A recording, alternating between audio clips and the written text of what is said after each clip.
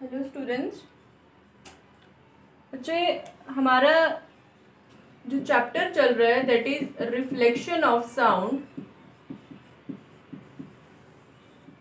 Reflection of sound, ठीक है बच्चे। अब बच्चे, रिफ्लेक्शन ऑफ साउंड में हमारे रहते एमसीक्यूज। तो आज हम उन एमसीक्यूज को डिस्कस कर लेते हैं। बच्चे, आपका जो फर्स्ट एमसीक्यू है उसमें वो पूछ रहे हैं कि जो आपकी सोनार है उसमें हम कौन सी वेव यूज करते हैं। बच्चे, हमने कल ही ये पढ़ा था, सोनार का पूरा डिस्कस किया था कि सोनार क्या होता है, किसके लिए यूज होता है। ठीक है, सबसे पहले तो सोनार का आपको फुल फॉर्म पता होनी चाहिए।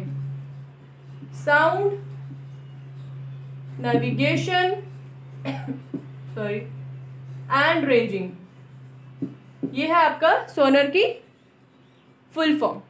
सोनार को हमने कहाँ यूज किया था? इसको हम यूज करते हैं to find out the depth of the sea, to find the depth of the sea. ठीक है, सी की डेप्थ निकालने के लिए हम क्या करते हैं? सोनार का यूज करते हैं। अब बच्चे, मैंने आपको क्या बोला था कि सोनार के लिए हम कौन सी यूज करते हैं? उसके लिए हम यूज करते हैं बच्चे अल्ट्रासोनिक वेव्स। Ultrasonic waves. अब अल्ट्रासोनिक वेव्स कौन सी होती हैं बच्चे? उनकी क्या फ्रीक्वेंसी रेंज होती है? आपको पता है ह्यूमन एयर की होती है 20 हर्ट्ज टू 20,000 हर्ट्ज। ठीक है, इससे कम होगी तो वो होगी आपकी इंफ्रासोनिक। 20 से कम होगी तो इंफ्रासोनिक, 20 से ज्यादा होगी तो बच्चे कौन सी होती है आपकी? अल्ट्रासोनिक। ठीक है, अल्ट्रासोनिक वेव्स। तो इसीलिए हम सोनार में कौन सी यूज करते हैं? Ultrasonic waves. क्लियर? नेक्स्ट है बच्चे आपका कि when we change a feeble sound to a loud sound we increase its. अब बच्चे ये कह रहे हैं फीबल साउंड क्या होती है? सबसे पहले तो फीबल साउंड होती है कि मतलब जिसमें इतनी स्ट्रेंथ नहीं हो, इतनी मतलब पावर नहीं हो, इतना लाउडनेस नहीं हो, है ना, धीमी आवाज में। तो ये कह रहे हैं जब अगर हमने फीबल साउंड को चेंज करना होगा, किसमें? फीबल साउंड को अगर आपने लाउड साउंड में चेंज करना होगा तो उसके लिए हमें क्या करना पड़ता है? बच्चे देखो, जब हमने लाउडनेस का कॉन्सेप्ट पढ़ा था तो हमने क्या देखा था कि लाउडनेस आपकी डायरेक्टली प्रोपोर्शनल थी एम्पलीट्यूड के, है ना। सॉरी, डायरेक्टली प्रोपोर्शनल का क्या मतलब हुआ बच्चे? कि आपकी लाउडनेस जो है वो डिपेंड करती है एम्पलीट्यूड के ऊपर। कि अगर आपका बच्चे एम्पलीट्यूड ज़्यादा होगा ना, अगर आपका साउंड का एम्पलीट वेव जो बनती है आपकी, अगर उसका एम्पलीट्यूड ज़्यादा होगा तो आपकी लाउडनेस भी ज़्यादा होगी। अगर बच्चे आपका एम्पलीट्यूड कम होगा ना तो आपकी लाउडनेस भी क्या हो जाएगी? डिक्रीज हो जाएगी। यही मतलब होता है किसका? आपका डायरेक्टली प्रोपोर्शनल का। तो ये कह रहे हैं कि जब हमें उसको लाउडनेस पे चेंज करना होगा, फीबल साउंड को लाउड साउंड में चेंज करना होगा, तो उसके लिए हम क्या करेंगे? तो बिल्कुल सिंपल है, जब लाउडनेस आपने इंक्रीज करनी है तो उसके लिए आपको अपना एम्पलीट्यूड चेंज करना पड़ेगा।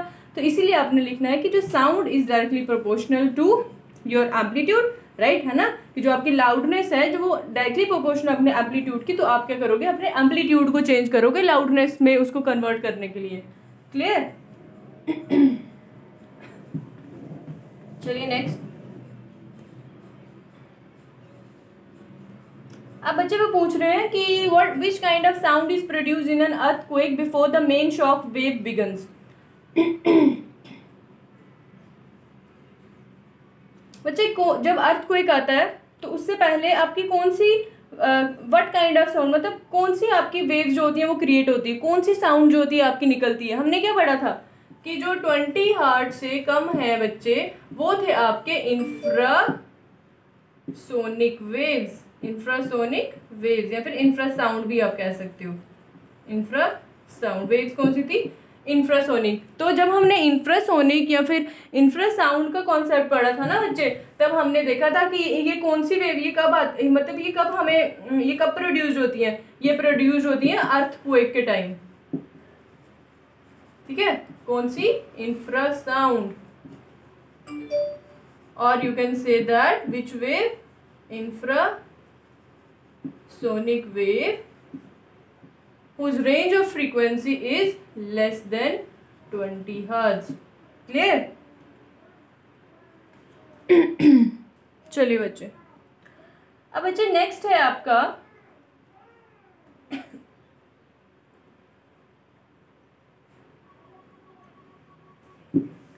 नेक्स्ट है आपका कि नोट क्या होता है? नोट इज अ साउंड, कि नोट होता क्या है? हम बोलते, आपने जब सिंगिंग कॉम्पिटिशन्स देखे हो ना, वो बोलते हैं ना कि नोट, आपका नोट ऊपर है, आपका नोट नीचे गया, समझ गए? वो होता क्या है बच्चे? जो नोट होता है ना, वो एक सिंगल फ्रीक्वेंसी होती है, सिंगल फ्रीक्वेंसी। जैसे ये है ना, ये एक सिंगल फ्रीक्वेंसी, समझिए। फॉर एग्जाम्पल ये फ्रीक्वेंसी है ना, मतलब आपका नोट जो है वो ऐसे, मतलब इस फ्रीक्वेंसी का होना चाहिए। तो वो क्या कहता है कि आपका एक नोट ऊपर गया, मतलब क्या? आपकी एक सिंगल फ्रीक्वेंसी जो थी वो क्या होगी? अबव हो गई। तो नोट क्या होता है? Note is a sound of single frequency. Note is a sound of single frequency, उसको नोट कहते हैं। चलिए अब बच्चे नेक्स्ट है आपका कि इंफ्रासाउंड जो है वो कौन सुन सकता है? जो आपकी इंफ्रासाउंड है ना, इंफ्रासाउंड जो कि आपकी 20,000 से 20 हर्ट्ज से जो लेस देन की रेंज ऑफ फ्रीक्वेंसी होती है, वो होती है आपकी इंफ्रासाउंड।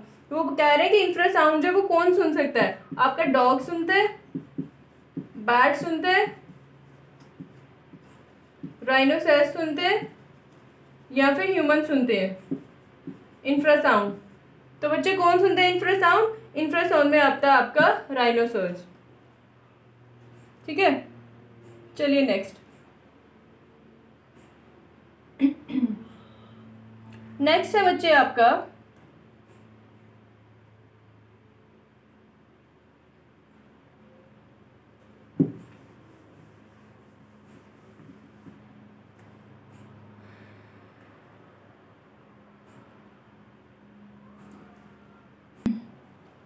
अब बच्चे एक आपका क्वेश्चन है कि जो आपकी अल्ट्रासाउंड वेव्स होती है ना,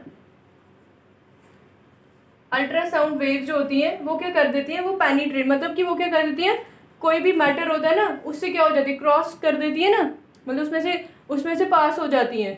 तो वो पूछ रहे हैं कि ऐसा क्यों होता है, क्यों यूवी रेज ऐसी होती हैं, है ना? जब आप अपना अल्ट्रासाउंड करवाते हो तो देखते हो ना कि अल्ट्रासाउंड जो मतलब अपर बॉडी से होता है, बट आपका इंटरनल पार्ट सारा दिख रहा होता है उसमें, अल्ट्रासाउंड की वजह से। क्यों ऐसा होता है बच्चे? ये क्यों होता है? क्योंकि because of there very high frequency,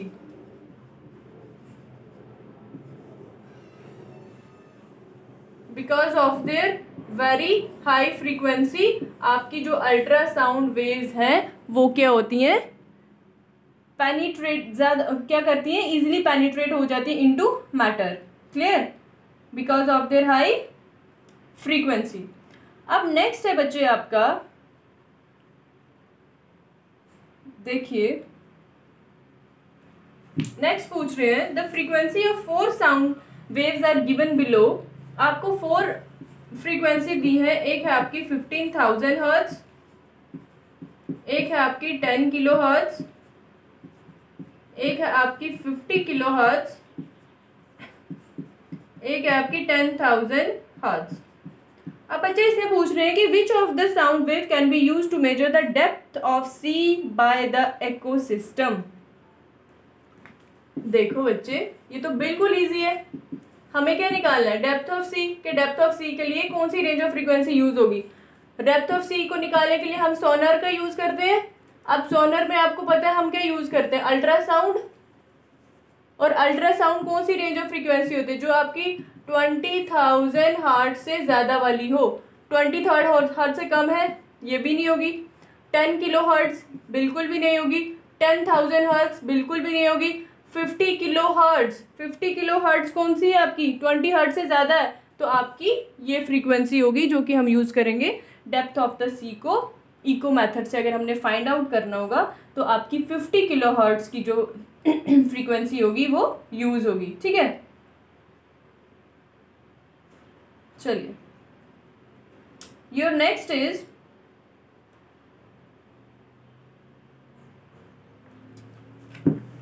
चलो बच्चे नेक्स्ट है आपका, which of the following frequency of sound can be generated by a vibrating simple pendulum as well as by the vibrating vocal cords of rhinoceros. बच्चे rhinoceros की जो vocal cord से जो vibrating sound generate होती हैं, अब उन्होंने पूछा कि उसकी फ्रीक्वेंसी क्या होगी। उसमें दिया हुआ है आपको एक 5 किलो हर्ट्ज, एक दिया आपको 25 किलो हर्ट्ज, एक है आपका 10 हर्ट्ज एंड एक है आपका 15,000 हर्ट्ज। राइनो की बात हो रही है इसमें। राइनो का अभी हमने क्या पढ़ा था, इंफ्रासाउंड। इंफ्रासाउंड क्या होती है, लेस देन 20 हर्ट्ज। चलिए देखिए कौन सी है इसमें less than 20 hertz, 5 kilo hertz,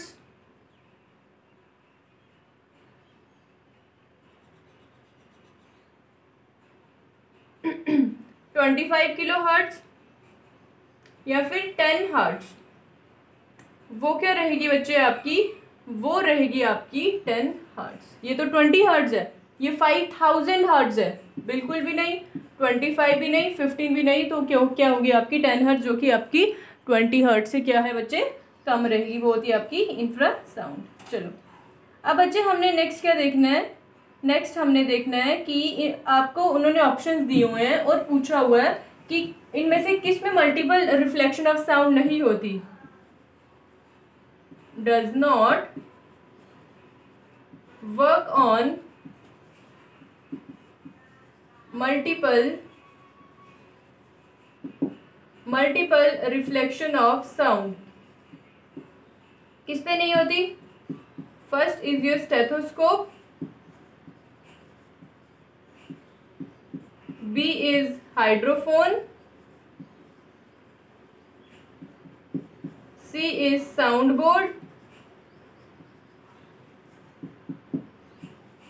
और D is megaphone। ठीक है, हमने पढ़ा था कि जो मल्टीपल रिफ्लेक्शन है वो किस किस में होती है, स्टेथोस्कोप में भी देखी थी, हाइड्रोफोन में भी देखी थी, सॉरी हाइड्रोफोन में नहीं देखी थी हमने, स्टेथोस्कोप में देखी थी, साउंड बोर्ड में देखी थी, मेगाफोन में देखी थी, बट हाइड्रोफोन में हमने मल्टीपल रिफ्लेक्शन जो है वो हमने नहीं किया था। मतलब कि हाइड्रोफोन जो है वो प्रिंसिपल ऑफ मल्टीपल रिफ्लेक्शन पे वर्क नहीं करता है। अगेन बच्चे उन्होंने पूछा है कि what type of waves are generated by sonar device fixed to a fishing ship. बिल्कुल सेम, बिल्कुल वही है कि जो आपका सोनर होगा वो आपका यूज करेगा क्या, अल्ट्रासाउंड वेव्स।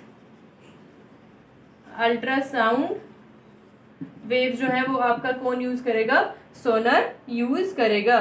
ठीक है, उसके बाद बच्चे आपका क्या है कि we can distinguish between the musical sound produced by different singer on the basis of characteristics of sound called.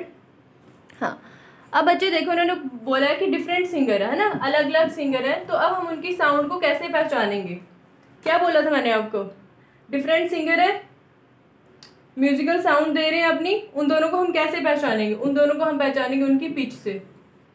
ठीक है, जितनी उनकी पिच होगी उसके अकॉर्डिंग हम उनको पहचानेंगे, उनकी आवाज को। फ्रीक्वेंसी,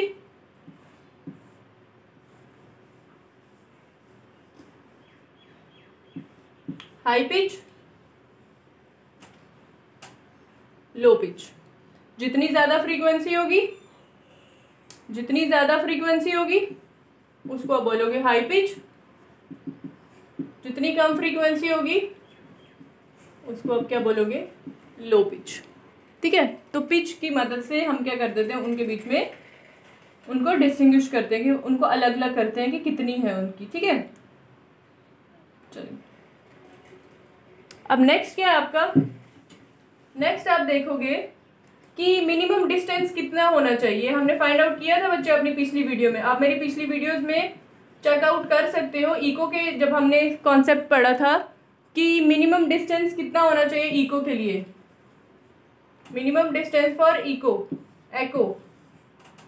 फॉर एग्जाम्पल ये एक ऑब्जेक्ट है, यहाँ पे एक मैन है, आवाज लगाई, कितना डिस्टेंस मिनिमम होना चाहिए कि एको होगा, क्या था बच्चे, 17.2 मीटर।